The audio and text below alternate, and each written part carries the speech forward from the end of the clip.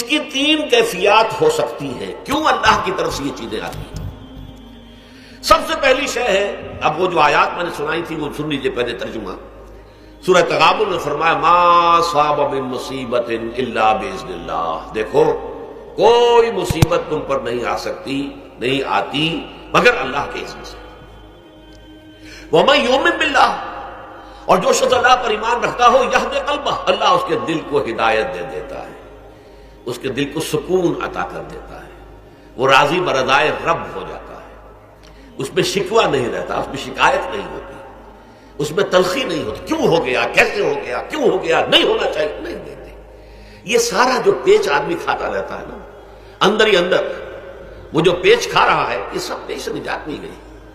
برو کشید سے پیچا کے ہستمود مرا، کہ اقدہا کے مقام رضا کشود مرا۔ یہ پیچ کھانا جو ہے، پیچا کے ہستمود، اس سے اللہ تعالیٰ نے مجھے نجات دے دی ہے مقام رضا کے ذریعے سے۔ کتنے بڑے بڑے عقدے میرے حل ہو گئے اس مقام رضا سے، کہ اقدہا کہ مقام رضا کشود میرے تو بہت سے عقدے اس سے حل ہو گئے۔ اس حوالے سے ایک موٹی بات تو یہ ہو گئی، لیکن اب اس کو 3 حصوں میں تقسیم کیجیے۔ پہلی بات یہ کہ یہ اللہ کی طرف سے آزمائش کے طور پر آتی ہے۔ آزمائش، میرا بندہ اس پر صبر کرتا ہے یا نہیں، یا میرے خلاف بکواس کرنے پر آمادہ ہو جاتا ہے۔ اللہ تو ایسا ہے، اللہ نے تو ہم پر کبھی کرم کیا ہی نہیں ہے، اللہ تو ظالم، معاذ اللہ معاذ اللہ معاذ اللہ۔ کہیں ایسا تو نہیں، میرا بندہ جو ہے تکلیف کو جھیلتا ہے میری وجہ سے، یہ سمجھ کے کہ اللہ کی طرف سے آئی۔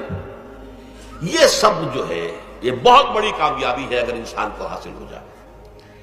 اور اس صبر کے نتیجے میں 2 اور باتیں پیدا ہوتی ہیں۔ یہ مضامین علیحدہ علیحدہ دروس کے اندر آتے رہے ہیں، لیکن آج ایک نئے عنوان کے تحت جمع ہو کر آ رہے ہیں۔ پہلی بات یہ ہوتی ہے کہ یہ امتحان کا نتیجہ کیا نکلتا ہے کہ آپ نے ایک امتحان پاس کیا تو آپ کے اگلے درجے میں ترقی ہو جاتی ہے۔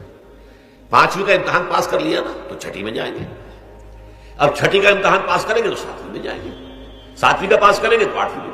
درجہ بدرجہ انسان کی دینی، ایمانی اور روحانی ترقی کا ذریعہ یہ آزمائش میں ہے۔ جتنا اس میں صبر ہوگا، جتنا اس میں تسلیم و رضا جو ہے آپ حاصل کرتے جائیں گے تو آپ کے درجے بلند ہوتے چلے جائیں گے۔ آپ کا امتحان کڑے سے کڑا آئے گا، بڑے سے بڑا آئے گا، مشکل سے مشکل تر آئے گا۔ ایک وقت میں ایم اے کا امتحان بھی آپ کو دینا ہوگا، ایک وقت میں ہو سکتا ہے پی ایچ ڈی کے لیے تھیسس آپ لکھے، پھر اس کے اوپر جو ہے ٹیم بیٹھی ہوئی اور آپ سے وہ بحث کرے، جرا کرے آپ سے، وہ بھی کرنا ہوگا۔ لیکن یہ کہ اگر پرائمری ہی میں فیل ہو گئے تو اس کا سوال ہی پیدا نہیں ہوتا کہ کبھی آپ ایم اے کا یا پی ایچ ڈی کا تھیسس بھی لکھیں۔ اور اسی کو دوسرے انداز میں کہا گیا ہے قرآن مجید میں، وَلِيُبْلِيَ الْمُؤْمِنِينَ مِنْهُ بَلَاءً حَسَنًا۔ اصل میں ابلا کہتے ہیں، بلا یبلو جو ہے عربی زبان میں آتا ہے آزمانا۔ خلق الموت والحیات لیبلوکم ایکم احسن عملا، یہی معنی ابتلا کے میں، ابتلا یبتلی آزمانا۔ ابلا یبلی جو آتا ہے باب افعال سے، اس میں آتا ہے کسی کو کسی تکلیف میں ڈال کر اس کو نکھارنا، کہ اس کا جوہر نکھر جائے، اس کے اندر جو خیر ہے وہ اور چمک جائے، لوگوں کو بھی معلوم ہو جائے کہ یہ شخص اس مقام کا اہل ہے، اس کے اندر یہ صلاحیت ہے، اس میں یہ قوت موجود ہے۔ تو یہ گویا کہ اہل ایمان کی صلاحیتوں کو نکھارنے کے لیے اور ان کے درجات کی ترقی کے لیے بھی اللہ تعالیٰ دنیا کے اندر یہ مصیبتیں اور امتحانات جو ہیں آزمائش کے حوالے سے افراد پر بھی اجتماعی طور پر ملاتا ہے۔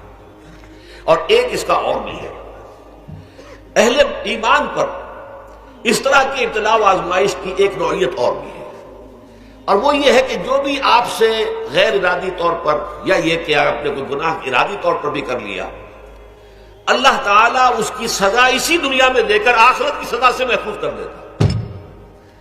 گویا کہ اس سے بڑا خیر کیا ہوگا؟ یہاں کی سزا کیا ہے؟ جھیل لی آپ نے، بخار آ گیا، ٹانگ ٹوٹ گئی، چلیے 3 مہینے آپ بستر پر پڑے رہے نا، اور کیا ہوا؟ کچھ نہیں۔ لیکن یہ کہ آخرت کی سزا ملتی ہے، بہت عظیم ہوتی ہے۔ لہذا کفارہ بناتا ہے اللہ تعالیٰ ان جو بھی گناہ ہو گئے، غلطیاں ہو گئی ہیں، ان کا کفارہ اللہ تعالیٰ بندہ مومن کے لیے، حضور کی ایک حدیث ہے، اس کا متن مجھے اس وقت یاد نہیں ہے، کہ مومن کا معاملہ عجیب ہے، اسے کوئی تکلیف پہنچتی ہے صبر کرتا ہے، اس کے گناہوں کا کفارہ بن جاتا ہے، اور اگر کوئی خوبی ملتی ہے تو اللہ تعالیٰ کا شکر ادا کرتا ہے، اس کے درجات بلند ہو جاتے ہیں۔ تو یہ معاملہ جو ہے اللہ تعالیٰ کی طرف سے بندہ مومن کے حق میں خیر، کہ در حقیقت اس کے ان گناہوں کی پاداش کہ جو اس نے یہاں کر لیے ہیں یہی دنیا میں دے کر دھو دیا جائے، پاک کر دیا جائے۔ جیسے آپ کو معلوم ہے دھوبی جو ہے کپڑے کو بھٹی میں چڑھاتا ہے، گرم پانی میں ڈالتا ہے کہ ڈالتا ہے تاکہ اس کا میل نکلے، اس کے آگے پٹکتا بھی ہے ذرا اس کو تاکہ وہ میل اچھی طرح چھٹ جائے اس سے۔ اسی طرح اگر دنیا میں ہمارے میل چھٹ جائیں، دنیا میں اگر ہمارے گناہ دھل جائیں تو یہ بڑے نفع کا سودا ہے، بڑے نفع کا سودا ہے، بڑے نفع کا سودا ہے۔ اس اعتبار سے آپ غور کیجئے کہ اگر یہ حقائق ہمارے سامنے رہے تو کیا کوئی تکلیف دنیا کی ہمیں بھاری محسوس ہوگی؟